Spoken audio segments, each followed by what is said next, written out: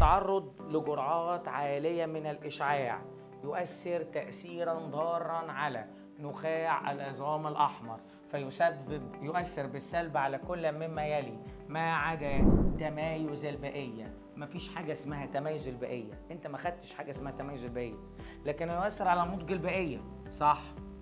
تكوين الليمفاويه الجذعيه وتكوين القاتله الطبيعيه، صح، لان الكلام ده بيتم داخل نخاع العظام الاحمر. الوحيده التي لا تتاثر هي دي. اي الخلايا لديها القدره على تدمير الخلايا المصابه بالفيروس.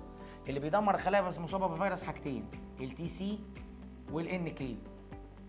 قال لك ولا تحتاج التعليم داخل الغده التيموسيه. يعني ايه؟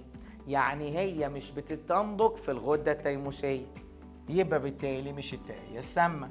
مين اللي تنفع؟ القاتلة الطبيعية الNK، هي اللي بتواجه الخلايا المصابة بالفيروس ولا تنضج داخل الغدة التيموسية. استخدام المضادات الحيوية المعروفة باسم كلورامفينيكول لفترة طويلة يعمل على تثبيط نخاع العظام. فمين الآثار الجانبية له؟ لما نخاع العظام يتأثر كرات الدم الحمراء هتتأثر فيحصل الأنيميا، البيضاء هتتأثر فيحصل الأمراض، هتتأثر الصفائح فيحصل السيولة، الصفائح المسؤولة عن التجلط بتاع الدم.